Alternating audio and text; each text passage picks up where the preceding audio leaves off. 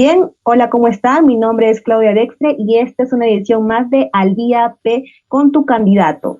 En esta ocasión contamos con la presencia del candidato por el número 13 al Congreso por Somos Perú, Gustavo Chesti. ¿Qué tal, Gustavo? ¿Cómo estás? Bien, Claudia, muchas gracias por la invitación y bueno, saludar a todos los que se conectan al día P para escuchar, digamos, cuáles son las propuestas y de verdad que es muy importante que conozcan a los candidatos lejos de las propuestas, hay que conocer a la persona que está detrás. Así es muy importante mantenernos informados entonces. Bien, te voy a presentar cómo está consignado en tu hoja de vida en el Jurado Nacional de Elecciones, ¿está bien? Actualmente te encuentras trabajando como asesor en Prosper Asesores. Te identificas como un especialista en resolución de conflictos, manejo de crisis y reestructuraciones en el sector privado. Has estudiado filosofía y posteriormente Derecho en la Universidad de Lima. Tu meta al llegar al Congreso es combatir frontalmente la corrupción, la cual consideras una lucha personal. Podríamos empezar por ahí entonces, Gustavo, porque ¿por qué consideras la lucha anticorrupción como una lucha personal? Cuéntanos. Bueno, en mi caso, en mi caso en concreto, la lucha contra la corrupción es un tema personal porque, digamos, a mi familia, a mí en concreto, la corrupción sí nos marcó hace muchos años. En el año 1996, mi padre fue el primer empresario que denunció actos de corrupción en la dictadura de Alberto Fujimori. Esto, digamos, le costó a él que un día entraran, digamos, a su oficina agentes del Servicio de Inteligencia y se lo llevaran, ¿no? Desapareció unos días y estuvo secuestrado en un cuartel del ejército durante 3 años, justamente por estas denuncias que él había realizado.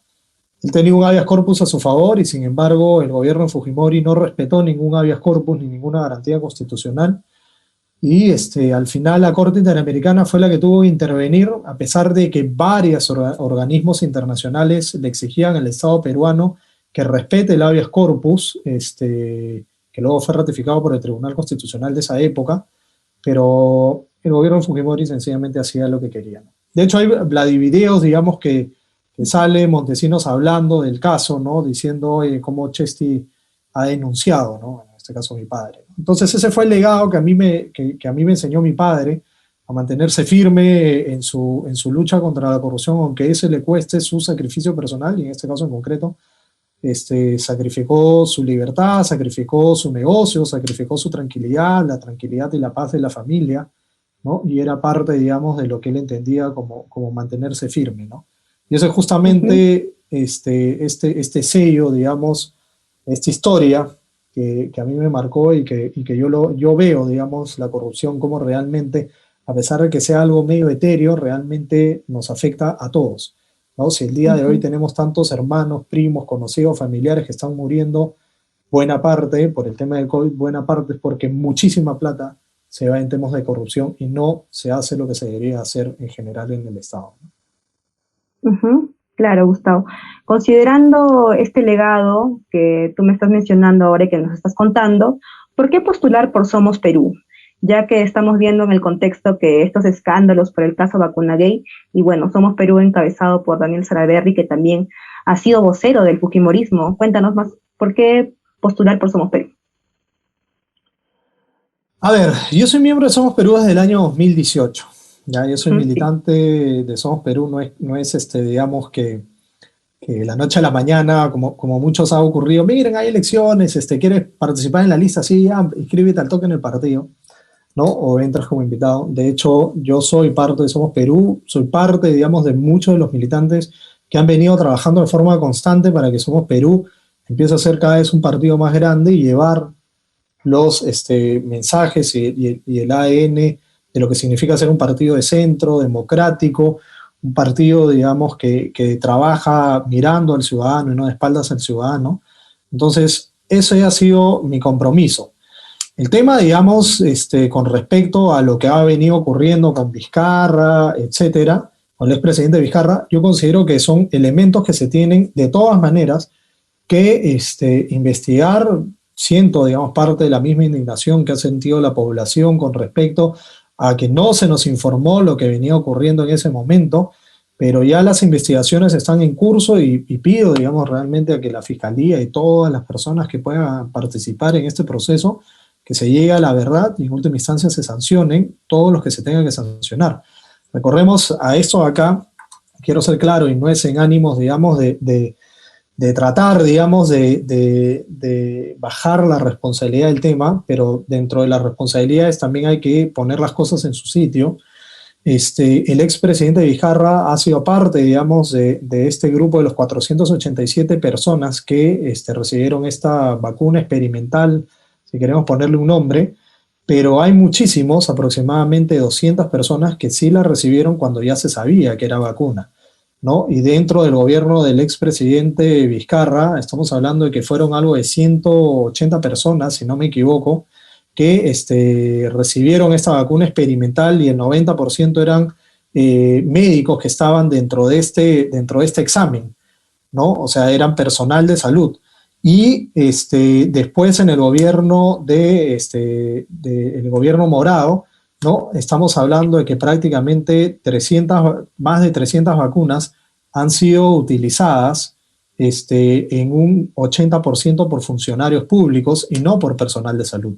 Entonces, a mí me parece importante que se sancione, que se busque la responsabilidad, pero hay que buscar la responsabilidad del gobierno del expresidente Vizcarra y su repercusión con él, la responsabilidad del gobierno morado y las personas que han estado involucradas, y también, por ejemplo, candidatos que también han sido partícipes de esto de acá, ¿no? Por ejemplo, el señor Aguinaga de Fuerza Popular, que es el uno por Lambayeque, ¿no? Que ha pasado súper piola, ¿no?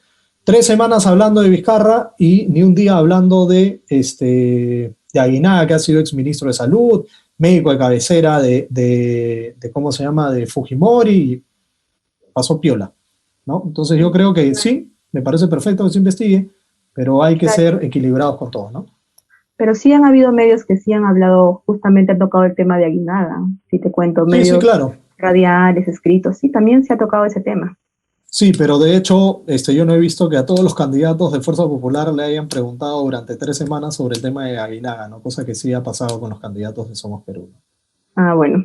¿Tú has hablado con Martín Vizcarra en este contexto? ¿Has conversado con él? ¿Lo conoces personalmente? O sea, tenemos reuniones constantemente los candidatos del partido, pero yo personalmente no he hablado con él respecto a este tema. ¿No? Tenemos reuniones de coordinación, de temas de campaña, de temas de plan de gobierno. De hecho, nosotros no llegamos como partido, mira, oye, tú eras de Somos Perú, qué bacán, no te conocía, ¿no? O sea, nosotros sí estamos teniendo como candidatos reuniones constantes, revisión del plan de gobierno, conversación entre nosotros. De hecho nos conocemos prácticamente, y no es un tema de que vamos a llegar al Congreso sin saber quién estaba al lado, ¿no? Claro. ¿Qué opinas o cuál es tu opinión sobre la inmunidad parlamentaria?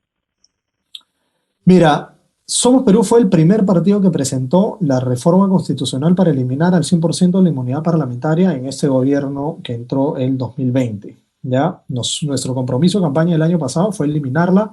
Fue el primer proyecto de ley que se presentó de reforma constitucional respecto a esto.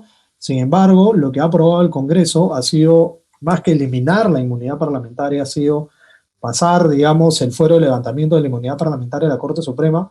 Es un avance, vamos a ser claros. No hay muchas personas que dicen que está bien la inmunidad parlamentaria, hay personas que dicen que no está bien. Yo soy de la opinión de que no debe existir la inmunidad parlamentaria, pero la política y en concreto el Congreso es de consensos. Entonces yo creo que había un avance en que la pelota, vamos a ponerle, ¿no?, este ejemplo, la pelota ya no está en la cancha del Congreso para levantar la inmunidad parlamentaria, ahora está en la Corte Suprema. Es un avance. Igual, como partido, y yo personalmente sigo apostando por eliminar al 100% la inmunidad parlamentaria. Bien, pasemos entonces al tema de las propuestas. ¿Cuál sería su medida principal o la más urgente en todo caso respecto a la lucha anticorrupción? A ver, yo creo que antes de tocar el tema de la lucha contra la corrupción, no vamos a llegar a ningún punto. O sea, la lucha más urgente, te voy a decir en serio, es que aprendamos a hacer política, ¿ya? De hecho, eso no depende de mí al 100%, depende más que nada de los otros políticos que van a entrar. Pero yo creo que no vamos a llegar a absolutamente ningún acuerdo si es que no aprendemos a hacer política, política de diálogo, política de consenso, que no sea política de confrontación, sino realmente políticas que pongan por delante el bien del país, ¿no? Una política propositiva. Y eso depende mucho de que el ciudadano se dé cuenta de por qué candidato va a votar. Si tú ves en los debates, por ejemplo, que el político lo único que trata de hacer es descalificar al otro y no está buscando soluciones, bueno, ahí tienes un claro ejemplo de cómo se va a comportar en el Congreso, ¿no? Si tú quieres tener un Congreso como el de antes, en el que sencillamente no hay soluciones, si votas por candidatos que lo único que están haciendo es peleando, el resultado va a ser el mismo. Si quieres resultados distintos, actúa de forma distinta. Entonces ese es el primer elemento que lo hago como un llamado a la ciudadanía. Luego de eso, las propuestas se van a poder plasmar, ¿no? ¿Y cuáles son las propuestas en concreto?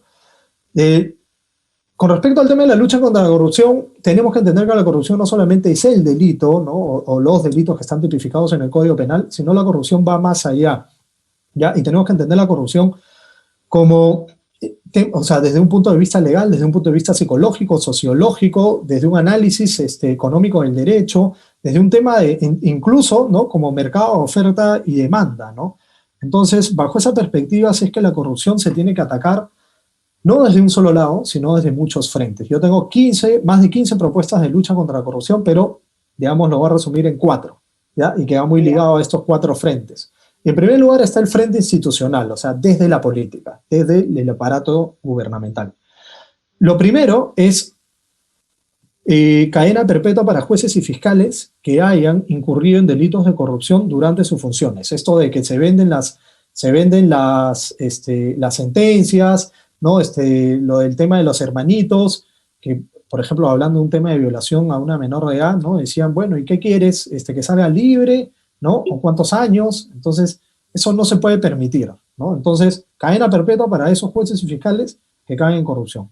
Segundo lugar, tenemos que hacer que la ciudadanía se una en esta lucha contra la corrupción. No existe un corrupto si es que no hay un corruptor, y normalmente el corruptor es un ciudadano. Entonces tenemos que sumar a esta lucha a los ciudadanos, pero sumarlos significa además garantizarlos, protegerlos. Entonces va a haber un plan de protección para que los ciudadanos puedan denunciar a los funcionarios o a las personas que están incurriendo en delitos de corrupción, y tiene que haber un sistema de protección real para que no se puedan tomar represalias. Hemos visto que muchas personas no quieren denunciar actos de corrupción por miedo a que los funcionarios o ciertas personas tomen represalias contra ellos. Entonces, va a haber este sistema. En tercer lugar, tenemos que sumar a la tecnología como herramienta para la lucha contra la corrupción. ¿Esto qué significa? Queremos hacer un gobierno digital 100% transparente. La corrupción es un mal que se da debajo de la mesa, en la oscuridad, donde nadie lo ve. Pero cuando tú agarras y empiezas a agilizar el Estado a través de procesos, a simplificar procesos, que los puedas hacer desde tu celular, desde que tu celular puedas entrar a ver, por ejemplo, cuánto se está gastando el presupuesto en tu municipalidad o en tu gobierno regional, a quiénes se están contratando, por qué los contratan, participar incluso viendo cómo se están dando las adquisiciones y contrataciones, ver qué están haciendo tus funcionarios, con quiénes se reúnen, con quiénes no se reúnen, ver qué está haciendo tu congresista, se está presentando proyectos de ley, no está presentando, se está fiscalizando, se está representando, se reúne con personas, no se reúne con personas. Toda esa información tiene que estar a la mano del ciudadano. ¿Por qué? Porque la Contraloría ejerce una función de control y fiscalización, pero no le da abasto, y realmente el ciudadano debe ser el mejor y el mayor fiscalizador para estos temas. Entonces es muy importante al ciudadano sumarlo a través de esta herramienta de la tecnología. Tiene que haber política transparente, y yo creo que esa es una manera de empezar a lograrlo, ¿no? Además que, evidentemente, al simplificar procesos y todo, vas eliminando burocracia, tamaño del Estado, y evidentemente reduces la corrupción. La corrupción está muy ligada también con el tamaño del Estado y la burocracia, ¿no? Entonces, simplificas, agilizas, eliminas burocracia, eliminas corrupción. Y el cuarto elemento, para ya no aburrirlos, es... el cuarto elemento es el tema de la educación. No va a haber lucha contra la corrupción si es que no se apuesta por una educación en valores que genere una cultura de rechazo a la corrupción. Lamentablemente estamos en una cultura del vivo en que saltarse la línea, saltarse la valla, saltarse la cola o hacer lo que uno le da la gana es a veces aplaudido. Tenemos que generar una cultura que es contrariamente a eso, ¿no? Entonces tenemos que enseñar a nuestros niños y adolescentes a que rechacen la corrupción desde el colegio, con un programa de valores coordinado con el Ejecutivo. Claro, muy bien. Mencionaste mucho también a la ciudadanía y la lucha ciudadana. Te pregunto algo, ¿tú saliste a marchar en las movilizaciones de noviembre en contra del golpe de Estado de Manuel Merino? Sí, sí salí. Sí, saliste. Ah, ya, claro. También apoyaste, estuviste apoyando todos esos días que estuvieron allá en las marchas en Lima. Salí un par de días, de hecho tengo mis fotos en Instagram, en Facebook, pueden ahí verlas. Salí por el tema de gobernabilidad, ¿no? De hecho yo creo que fue un golpe, digamos, a la gobernabilidad, no me parece que debería haber sido lo que se hizo, digamos, en ese momento, ¿no? Claro, algunos consideran que fue a favor de Vizcarra incluso. ¿Qué opinas Mira, de eso? Somos Perú y yo en concreto, estuvimos en contra de hecho Somos Perú emitió un comunicado antes de que se dé la vacancia, porque estuvimos en contra del tema de la vacancia, porque era generar una crisis de gobernabilidad. Yo en concreto marché por eso. Ujú. Claro, claro, claro. Hablando de tu partido, es cierto que hay un cisma dentro de Somos Perú. ¿Qué opinas de Juan Carlos Urec? ¿Tú lo conoces a él, a Juan Carlos? Sí, yo Juan Carlos sí lo conozco. De hecho, Claro. bueno, el partido todos lo conocemos, ¿no? Ujú. Claro, ¿qué opinas de él ahora que se ha alejado de las filas de Somos Perú por este Bueno, escándalo de Martín Vizcarra?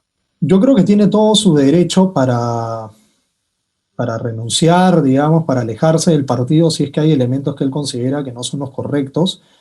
O sea, Somos Perú, el nombre del partido es Partido Democrático Somos Perú, entonces la democracia es uno de los elementos que están ahí en el ADN y personalmente respeto las discrepancias, respeto, digamos, que hayan personas que no estén de acuerdo con cierta candidatura, pero las candidaturas, digamos, en concreto, por ejemplo, de Daniel Salaverry, eso fue zanjado en las elecciones internas del partido, ¿no? Entonces, y sobre ese tema, digamos, hay que aprender que en democracia, lamentablemente, aunque a uno no le gusten, cuando se sujetan a las reglas de la democracia, la mayoría termina ganando, ¿no? Y uno se sujeta a las reglas y tiene que aceptar, ¿no? Recordemos qué pasó con Keiko, digamos, que por no aceptar las reglas de la democracia nos generó 5 años de retroceso, ¿no? En una política constante de conflicto y de obstrucción, ¿no? Entonces, yo considero que tenemos que aprender que cuando uno en democracia pierde, tiene que aceptar su derrota, ¿no? Ujú, muy bien. Vamos a pasar ahora al siguiente tema que es salud, ¿ya? La primera pregunta en este tema de salud, ¿qué medida usted tomaría para el mejoramiento de nuestro tan golpeado sistema de salud? Mira, nuestro tan golpeado sistema de salud, o sea, en primer lugar, ha sido un tema de que no hemos estado viendo la salud como una prioridad. Vamos a partir de ahí. En general, digamos, como Estado hemos estado creciendo de forma impresionante y el presupuesto de salud también ha ido creciendo, pero no se ha ido plasmando en bienestar para el ciudadano, ¿no? Han habido mejoras indudablemente, pero no han habido mejoras sustanciales y en muchos casos, si analizamos cuál era el presupuesto del año, o sea, de hace unos años a lo que es ahora, el incremento prácticamente ha sido duplicado. Entonces, ¿por qué no ha habido una mejor atención? Entonces, ahí caemos, evidentemente, en que el sistema de salud está fragmentado. Hay una fragmentación en general del sistema de salud, como lamentablemente muchas tareas que tiene el Estado. Tenemos que una autoridad se encarga de una parte, otra autoridad de otra parte, otra parte de otra parte, y al final mal de mucho, o perdón, responsabilidad de muchos es responsabilidad de nadie. Entonces, lo que estamos proponiendo nosotros, como Somos Perú, es que se unifique el sistema de salud. Eso es como primer elemento. Se cree un nuevo sistema de salud, entendiendo además que digamos, parte de este sistema de salud que existe ahora está muy relacionado además con respecto a de dónde vienen los aportes de estos sistemas de salud que vienen ahora. Entonces, va a tener que haber toda una reforma con respecto a de dónde se originan los ingresos de cada uno de estos sistemas de salud y cómo podemos unificarlos, ¿no? Por otro lado, tenemos el tema de la pandemia que es urgente enfrentarla y es por eso que tenemos como meta que dentro de los primeros 100 días de gobierno hayamos vacunado a 24 millones de personas, lo cual implicaría que se haya alcanzado la tan conocida inmunidad de rebaño, ¿no? Y el otro elemento es impulsar el bienestar y la seguridad del personal de salud, ¿no? O sea, o sea, el personal de salud ha estado bastante olvidado y maltratado, tenemos que apostar por eso, y darle el lado humano también a la atención de las personas. Lamentablemente hemos visto cómo las personas son tratadas, aunque suene feo, pero como ganado, nos hemos olvidado que tenemos que tratarlas como lo que son, como personas. Merecen un trato digno cuando van a atenderse por temas de salud, y eso también es otro tema que vamos a apuntar, ¿no? Claro. Candidato, usted mencionaba el tema de las vacunas, que se tienen que vacunar primero. ¿Cuánto me dijo que era su propuesta para los 100 primeros días? 24 millones. 24 millones de personas. ¿Cómo lograría eso? ¿Usted cree ahora en lo coyuntural que los privados deberían comprar las vacunas, sus propias vacunas? Mira, yo he sido claro desde hace prácticamente un mes y medio que me hicieron por primera vez esa pregunta y sigo en mi misma posición. De hecho, no se hablaba hace un mes y medio, creo que Sí. la que me preguntó tenía una bola mágica. Mira, el tema con respecto a las vacunas es el siguiente. A mí me parecería perfecto que entren los privados a administrar o incluso vender las vacunas, pero siempre y cuando se den ciertos requisitos. En primer lugar, si es que ingresan, que no afecten el stock que el Estado tiene, en primer lugar, ¿ya? Que no afecten, o sea, si sabemos que vamos a tener prácticamente 40 millones de vacunas, ¿no? Que no nos afecten ese stock, ¿ya? En primer lugar, que una vez que ingresan, digamos, a las negociaciones, que no vayan a afectar el stock y tampoco que vayan a afectar el cronograma de entrega.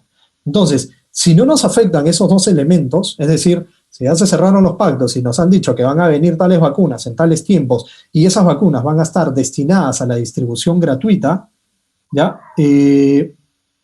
Para que los peruanos se vacunen gratuitamente, ¿ya? Y aún así pueden los privados ingresar, me parece genial. El tema es que los privados no pueden entrar a competir contra el Estado, el tema es que los privados no pueden, digamos, modificar el cronograma. Eso es mi posición.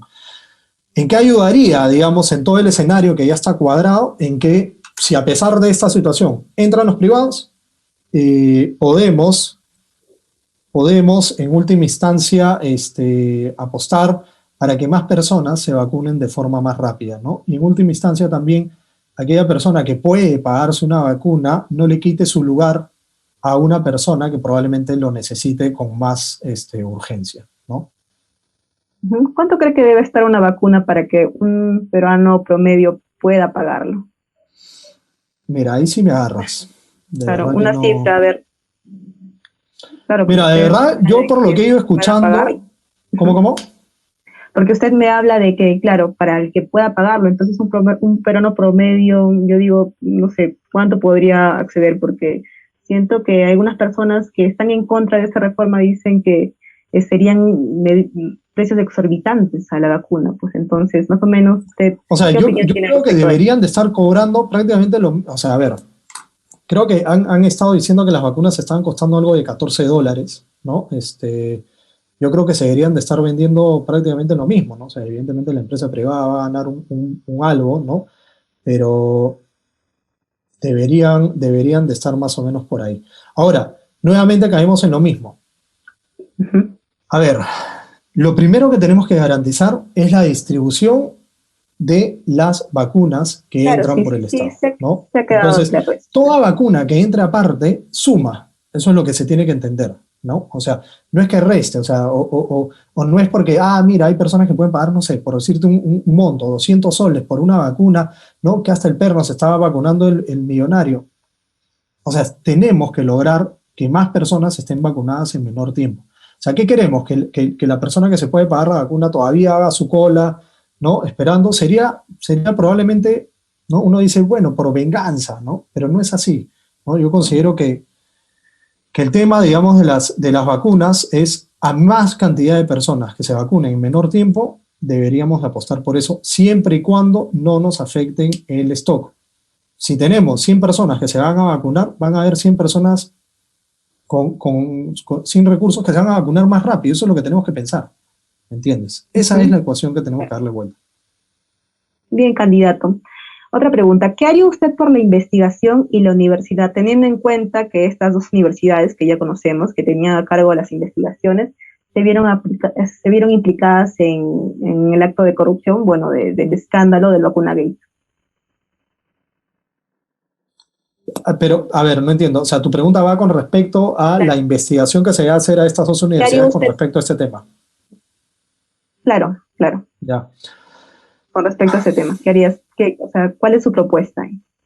Mira, con respecto a lo que se tiene que investigar de lo que ha ocurrido con la San Marcos y la Cayetano, o sea, ya es papel, digamos, de la Fiscalía que nuevamente se llegue a determinar qué responsabilidades hay, ¿no? O sea, yo voy a ser claro, y esto no es, digamos, que yo me lave las manos, pero yo, por ejemplo, para emitir un juicio, ¿no? Una opinión, digamos, que diga, no, sí, que hay que cerrar a estas universidades o lo que sea, ¿no? O las áreas de estudio, investigación, desarrollo, lo que fuera. Normalmente yo lo hago muy ligado a que existan todos los elementos valorativos, ¿no? Ahí sí yo trato de ser lo más prudente porque justamente por la historia que te comenté, no me gusta, digamos, que se hagan juicios apresurados, ¿no? Yo personalmente sí me tomo los juicios o las opiniones con bastante holgura, ¿no? ¿Desde su partido usted tiene una propuesta para impulsar la investigación científica en las universidades?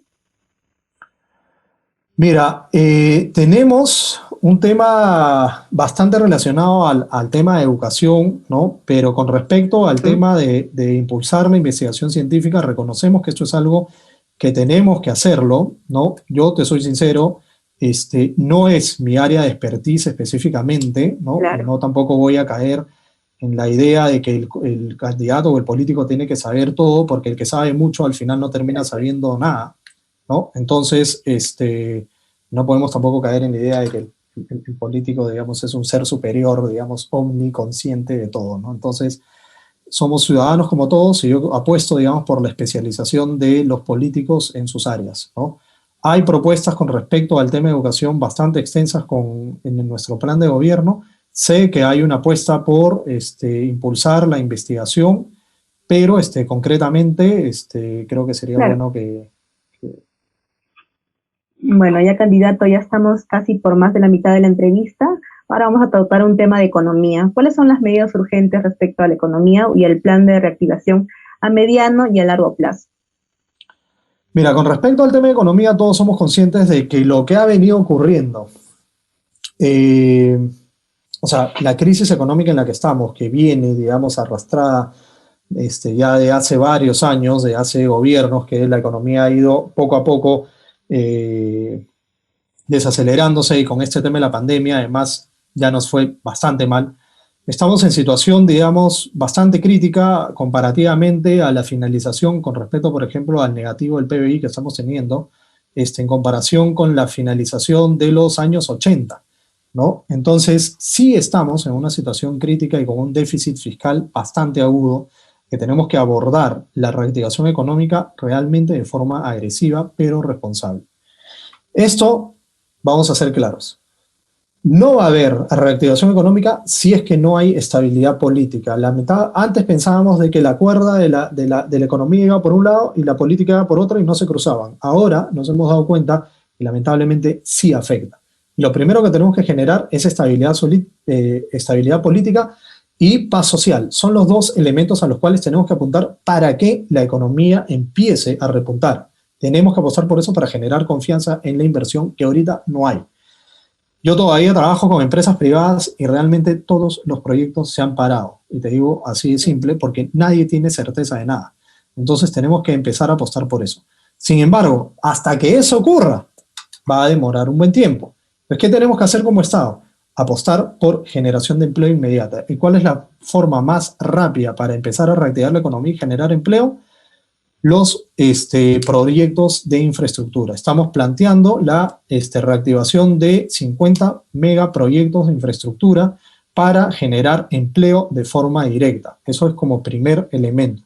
Segundo elemento, estamos planteando que las compras que realiza el Estado en la medida de lo posible se dirijan hacia la micro, pequeña y mediana empresa, ¿ya? Estas han sido las más golpeadas en esta pandemia y tenemos que apostar para que el mayor cliente que existe dentro del mercado, que es el Estado, empiece a mirar a estas micro, pequeñas y medianas empresas.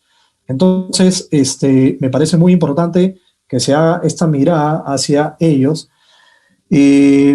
También, digamos, estamos apostando para un nuevo plan de reactiva para este sector, pero que sea dirigido, o sea, sea dirigido únicamente a este sector y que sea manejado por el Banco de la Nación para evitar los problemas de conflicto de intereses que ya creo que todos hemos sido testigos que se han venido dando en este plan reactiva, que probablemente tuvieron algunas fallas en la ejecución, ¿no? Muy bien, candidato. Para pasar ya a las preguntas ping-pong, le voy a hacer una pregunta corta y también polémica. ¿Usted qué opina sobre la migración venezolana? ¿Usted también comparte la propuesta de Salaverry de subirlos a todos en barcos y botarlos en el primer puerto fuera del país? A ver, yo considero que ha habido una mala política migratoria en términos generales. Sí se debería haber regulado un poco más con respecto a las personas que entraban, pedirles antecedentes y eso lamentablemente no se hizo. Y el día de hoy estamos sufriendo de que hayan algunas personas, por eso vamos a ser claros, algunas personas que lamentablemente vinieron al Perú a delinquir y que muchos además no son, que son ilegales, ¿no? Pero muchos son ilegales. Entonces, tenemos sí que tener una política seria con respecto a todos los extranjeros, no específicamente a los venezolanos, porque no me parece estigmatizar a una población en específico, sino a todos los extranjeros que han venido a delinquir y que están de ilegales, sí, sacarlos del país, es lo que toca, ¿no? Cualquier país haría absolutamente eso. Con respecto al tema de los venezolanos, vamos a ser claros. Son personas que han tenido que huir de un país donde se vive una dictadura, donde hay violaciones de derechos humanos y donde la gente se está muriendo de hambre. Lamentablemente, es una crisis que muchas personas han tenido. Nosotros hemos tenido que emigrar en situaciones de crisis y yo creo que tenemos que ser empáticos, digamos, con esta situación en la que viven muchas de estas personas que han tenido que huir de su país. La solución para Venezuela es simplemente que como país nosotros empecemos a activar los mecanismos diplomáticos para que haya una salida realmente para este país, una salida para que este país, Venezuela, pueda reestructurarse, ¿no? De nada nos sirve, voy a ser claros, votar a muchas personas y el día de mañana vuelven a ingresar. No estamos solucionando el problema. Tenemos que tratar de solucionar el problema desde la raíz y apuntar a que Venezuela se vuelva un país democrático el día de mañana. Y evitar sobre todo casos de xenofobia, ¿no? Entonces usted sí, claro, no comparte estas opiniones que Daniel Salaverry lanzó en un programa dominical. No, a ver, yo comparto de que evidentemente a todo extranjero, ¿no? Él ha sido específico con respecto a ¿voy a votar a los venezolanos o ha dicho a todos los extranjeros? Claro, mira, cito explícitamente lo que dijo, subirlo en barcos y botarlos en el primer puerto que encuentre fuera del país. Eso es lo que dijo. Claro, pero a los extranjeros en general, digo. No, a los venezolanos, cuando se les preguntó por eso. O sea, mira, al final tenemos que ser drásticos con las medidas, pero tenemos que separar, como se dice, la paja del trigo, ¿no? Los que son delincuentes, los que están de ilegales, los que han venido en vez de construir, porque yo reconozco que hay muchísimos venezolanos que están aportando y están sacando adelante nuestro país incluso, ¿no? A ellos en buena hora y los que no han venido a sumar, lamentablemente para afuera. Es lo que cualquier país haría, ¿no? O sea, es la política migratoria de cualquiera. Claro, ya. Pasemos entonces a las preguntas ping-pong, candidato, ¿le parece? Para ya finalizar Perfecto. La entrevista. Bueno, voy a decir una palabra, ¿no? Y usted me lo responde, quizás sea con una frase o con una oración, pero rápida, ¿no? De manera concisa. ¿Ya? Empezamos. Eutanasia. Tenemos que ver casos concretos. Me parece que sí es un anhelo de libertad en muchos casos. Con mis hijos no te metas. Me parece una causa, pero deberían de abrirse de otra forma, ¿no? Son muy cuadriculados. Matrimonio gay. Unión civil. Aborto. Conversar para casos de violaciones. Nueva constitución. Una nueva constitución, pero responsable, que no sea un salto al vacío. Una constitución que nos una a todos los peruanos. Vizcarra. Expresidente. Y para finalizar, Alan García. Suicida. Muy bien, candidato, entonces. Gracias por la entrevista, de verdad. Y bueno, esperamos que en una nueva oportunidad nos pueda acompañar, a ver, quizás más adelante. Y bueno, esto ha sido todo por hoy. Buenas noches, y esto ha sido todo por hoy en Al Día con los Candidatos. Hemos estado entonces con el candidato al Congreso con el número 13 por Somos Perú, Gustavo Chesti. Y bueno, ya nos estamos encontrando en una nueva oportunidad. Muchas gracias a ti, más bien, Claudia. Y saludos a todos los que están viendo el programa.